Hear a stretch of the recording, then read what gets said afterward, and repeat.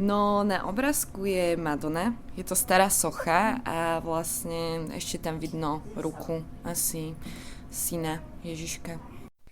Že má smútok v očiach. Taká zasnená je nejaká. Vidím tam nejakú pani, ktorá je socha a má nejakú zvláštnu korunu a vyzerá smutne trochu, ale pekne.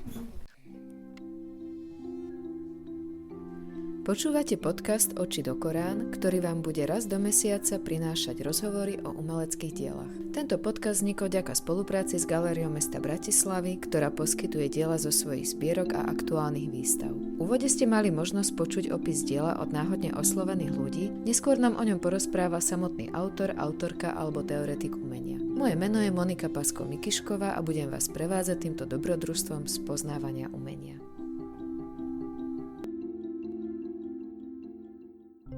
Hanna Budeus je jednou z kurátoriek výstavy Fešandy zo Šuplíkov, Sudek a Slovensko v Galérii mesta Bratislavy.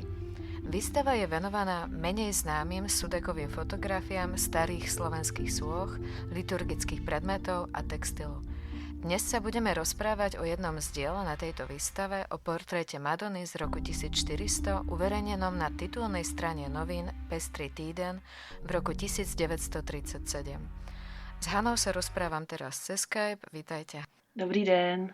Nahrávame cez Skype, to už som spomenula, takže kvalita zvuku bude horšia. A prejdem rovno k otázke, k akej príležitosti uverejnili noviny Pestrý týden na titulnú stranu fotografiu, teda spomínanú fotografiu? Jak je uvedeno přímo v popisku k té reprodukci na titulní straně, Sudek tu fotografii pořídil při příležitosti výstavy starého umění na Slovensku, která se konala právě v roce 1937 ve Vladislavském sále Pražského hradu. Podle zjištění kolegů se jednalo o jednu z nejnavštěvovanějších meziválečných výstav v Československu a také o jeden z nejrozsáhlejších výstavních projektů v té době. Bylo tam totiž představeno kolem 2000 exponátů z celého Slovenska, od pravěku až do 19. století. Podle toho popisku v Pestrém týdnu ta reprodukovaná fotografie zachycuje Madonu kolem roku 1400, což, jak mě upozornila profesorka Milena Bartlová, už neodpovídá současným zjištěním historiků umění.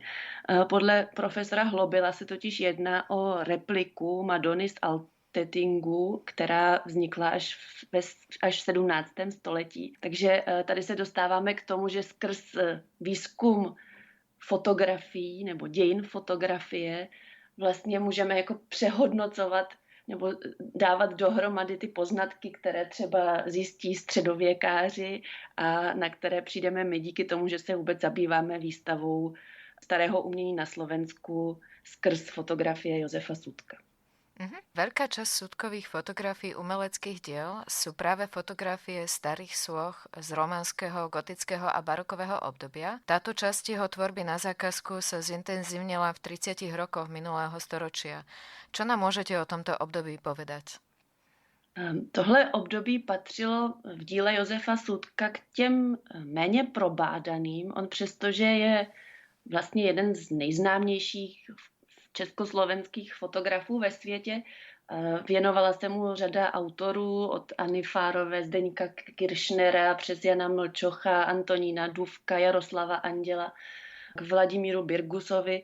Tak vlastně stále ještě, protože ta jeho tvorba byla velmi rozsáhlá, v ní existuje spousta míst, která nejsou zpracovaná. A jak se ukázalo díky našemu projektu, v němž jsme se zabývali zejména fotografiemi uměleckých děl, které Josef Sudek pořizoval vlastně během celého života, ale právě zejména ve 30. letech, tak v té době totiž se věnoval především zakázkové tvorbě, tedy něčemu, co předchozí generace historiků umění považovali, dejme tomu, za méně důležité než ty jeho volné cykly, které vlastně v těch výstavních prezentacích nebo i publikacích upřednostňovali. Teprve až, dejme tomu, v 90. letech se třeba dostali na světlo ty jeho fotografie produktů Krásné izby, které vznikaly ve spolupráci s grafikem a designérem Ladislavem Sutnarem. A postupem času vlastně se ukazovalo, že té zakázkové činnosti Sudek dělal mnohem víc, než bychom si dokázali třeba dřív představit. Byly známé předtím jeho portrétní fotografie například, kterých taky zhotovil obrovské množství, ale tyhle ty fotografie uměleckých děl byly zcela neznámé. To znamená, jenom abych to shrnula, v těch 30. letech se fotografiím uměleckých děl věnoval velmi intenzivně a možná by se dalo říct, že to patřilo k tomu, jakoby k největší, že tím trávil nejvíc času. Spomenuli ste, že v našom projektu môžete nám priblížiť váš projekt? S projektem na zpracování právě toho fondu nebo kolekce fotografií a negativů uměleckých děl, který je uložen v Ústavu dějin umění Akademie věd České republiky, přišel před těmi 6-7 lety profesor Vojtěch Lahoda, který právě patřil k těm historikům umění, kteří se začali zabývat i tou reklamní fotografií Sudkovou. A když začal připravovat tento projekt, tak oslovil kolegyni Katarínu Mašterovou a mě jako mladé historičky umění, které už ve svém portfoliu nebo ve své práci měly nějakým způsobem zahrnutou tu tematiku fotografií uměleckých děl. Já jsem psala na tohle téma diplomku. Katarína se věnovala zase vztahu fotografie a soch na příkladu fotografa Jana Svobody. To znamená, že jsme měli už nějakou zkušenost a díky tomu, že nás profesor Lahoda oslovil, tak jsme vlastně společně podali ten projekt na Ministerstvo kultury, kde jsme teda potom získali dotaci na 5 let. Co bylo na tom projektu podle mě velmi cenné, je nejenom to, že jsme jako kunsthistorici zpracovali nějakou zase další část Sudkovy pozůstalosti, která nebyla vůbec veřejnosti známá, ale také to, že se tahle část pozůstalosti celá zdigitalizovala, že prošla rukama restaurátorek, které všechny ty skleněné a plastové negativy uložily do nových obálek, nekyselých. To samé samozřejmě proběhlo s těmi originálními fotografiemi. A právě ta spolupráce mezi fotografy, restaurátorkami a historiky umění byla něco, co považuji za největší přínos toho projektu. A v úvode jedného textu ste odkázali k Sudekovej záľube fotografovať torza a ruiny, a to cez sériu Zmizelé sochy, ktorá ale zachytáva staré stromy. V čom vidíte podobnosť tejto série s fotografiami starých sôch? Tak jak už napovídá název toho fotografického cyklu Zmizelé sochy, Sudek v něm už jakoby sám nějak odkazuje k tomu fotografování soch.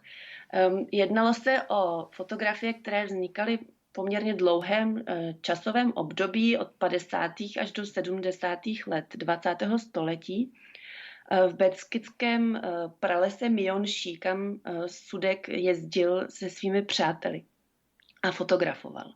Ten cyklus Zmizelé sochy zachycuje ty obrovská torza stromů, která se tyčí prostě často už jenom uprostřed nějakých pastvin nebo luk, nebo prostě v lese, který se postupně rozpadá, je prostě zanechán svému osudu. A evidentně Sudka tohleto téma velmi zasáhlo, vracel se tam, byla to dlouhodobá záležitost. No a ta souvislost s těma fotografiemi soch, kromě toho, že teda Sudek k ním sám odkazuje, tak tam se nabízí srovnání právě s některými fotografiemi třeba středověkých nebo právě barokních soch, které Sudek pořizoval v těch 30. letech, a kdy velmi často ty detaily, fotografické detaily zobrazují nějaké fragmenty nebo poškozená díla, která jsou prolezlá červotočem nebo mají oprýskanou polychromii. některé světice už nemají nos, nebo prostě zkrátka jim chybí nějaké části obličeje a tak dále. A dalo by se najít prostě nějakou paralelu toho v tomhletom ohledu s tím Sutkovým pozdějším obdobím, kdy se věnoval už téměř výhradně volné fotografické tvorbě. Uh-huh. A v tom texte je spomenuté, že tie stromy boli určitým spôsobom jeho portrétom alebo zachytávali jeho pocity. Tam ste použili veľmi, veľmi pekné prepojenie. Teraz už si presne nespomeniem. Takže moja otázka môže byť, že môže byť Sutkov handicap v nejakej súvislosti s jeho tvorbou? O tom se určitě dá přemýšlet. Vlastně já jsem vždycky spíš příznivcem toho přístupu, jako být opatrná k nějaké interpretaci tvorby skrz biografii.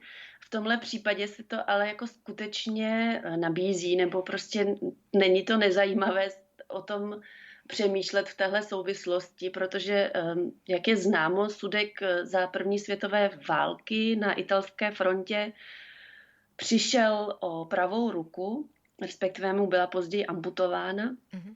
A celý život vlastně se nějakým způsobem teda potýkal s tímhletím handicapem a vlastně i k fotografii se dostal díky tomu, že se mu tohleto stalo. Vlastně se jako po válce rekvalifikoval, on se původně věnoval knihvazačství a po válce se teda rekvalifikoval na fotografa.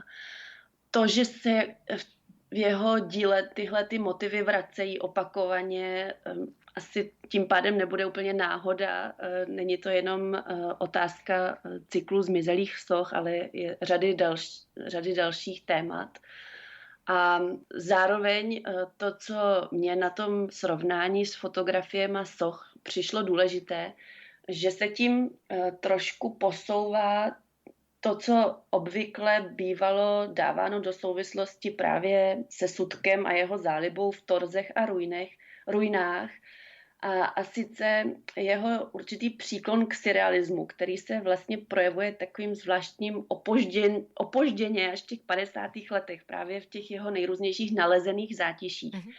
A tady jakoby se nám otvírá možnost nehledat tu inspiraci jenom v surrealismu, ale právě i v tom starém umění, které jako v té intenzivní zkušenosti s fotografováním starého umění, kterou Sudek teda v těch 30.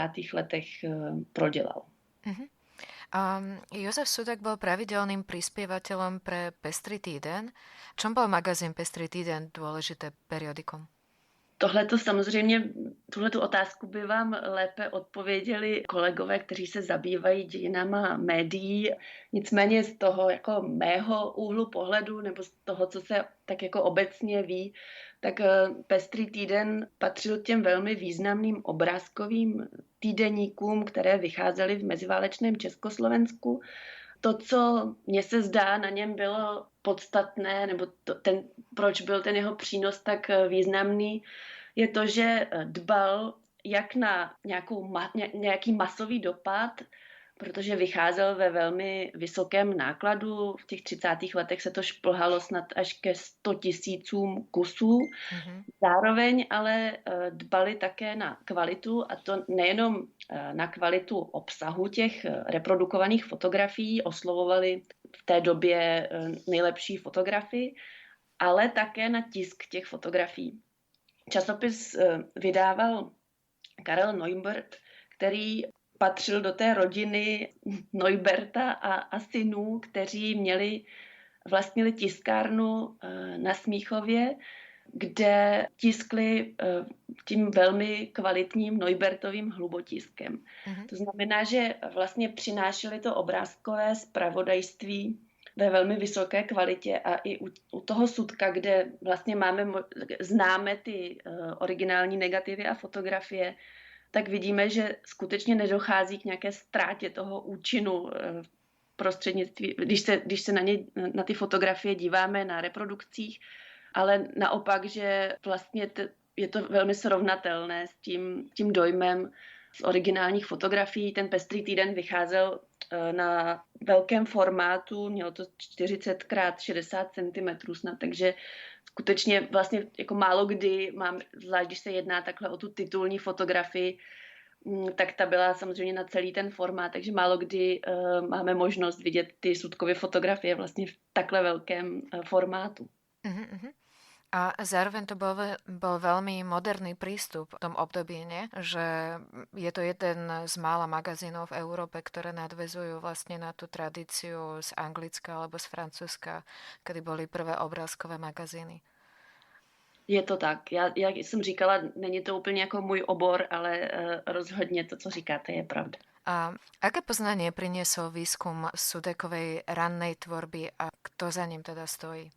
No tady musíme rozlišovat za Sudkovu ranou tvorbu se většinou považují jeho salonní fotografie, které posílal do mezinárodních salonů, získával za ně různá ocenění ve 20. letech 20. století. To, čím my jsme se zabývali, to znamená zejména období od konce 20. let do 40.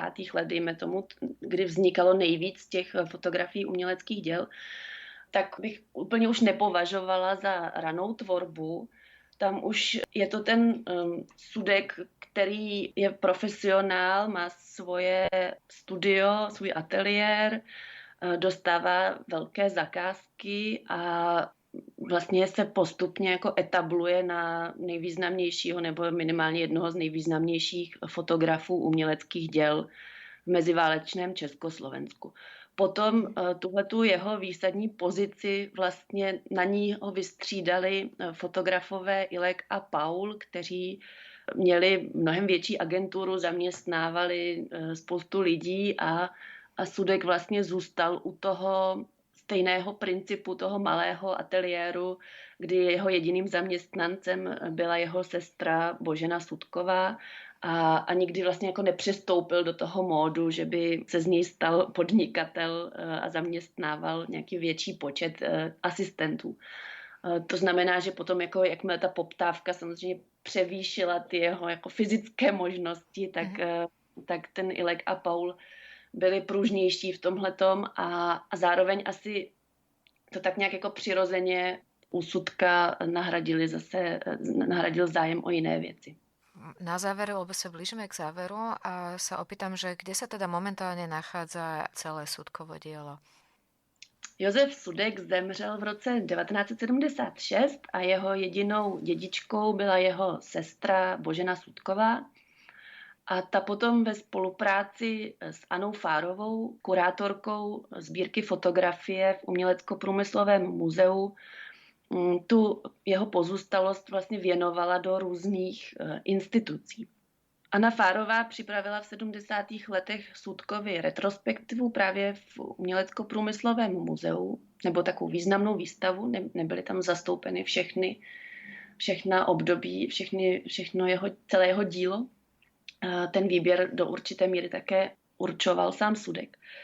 No a nicméně Anna Fárová potom v roce 1977 podepsala chartu, tím pádem byla z muzea odejita a vlastně se to tak sešlo, že vlastně díky tomu měla čas třídit tu Sudkovou pozůstalost a vlastně tomu věnovala několik let svého života. A největší část teda, nebo ta nejdůležitější, dejme tomu, negativy i fotografie skončily právě ve sbírce fotografie Umělecko-průmyslového muzea v Praze, ale, a to už je méně známé, právě významná část fotografií a negativů s tou tematikou uměleckých děl a architektury byla věnována Ústavu dějin umění Akademie věd České republiky. Ta kolekce dohromady čítá na 20 000 položek, takže skutečně to není zanedbatelná část. No a potom velmi důležitou položkou té pozůstalosti byla také Sudkova sbírka umění, protože on během těch 30. let, kdy se seznamoval s různými umělci, fotil jejich tvorbu, tak také začal sám aktivně sbírat. Přestože žil v tom malém ateliéru, později v druhém malém ateliéru na úvoze, tak v těch malých prostorách se ukázalo, že bylo nastřádáno obrovské množství uměleckých děl. Zase tahleta část pozůstalosti byla rozdělena na dvě části. Jedna část ta větší se nachází v Národní galerii v Praze a ta menší v Roudnici nad Labem. No a konečně taková výběrová část těch fotografií, taky jako průřez těch nejvýznamnějších cyklů, má samozřejmě i muzeum v Kolíně nad Labem, v Sutkově Rodišti, a tam jsou také předměty ze Sutkova ateliéru, různé ty oční protézy, které pak používal pro svoje zátiší v 50. letech a tak podobně. Určitě jsem ještě na něco zapomněla. Samozřejmě Sutkovy fotografie jsou v soukromých sbírkách, ve sbírkách v zahraničí, ale to už nejsou jakoby ty tisícové položky. A ďakujem veľmi pekne za vyčerpávajúce informácie k Sutkovému dielu. Bolo to veľmi zaujímavé aj pre mňa. Teším sa z tohto rozhovoru a dúfam, že niekedy v budúcnosti budeme mať príležitosť ešte rozobrať Sutkové dielo, takto prajem vám všetko dobré. Děkuji moc za pozvání a za rozhovor. A ja.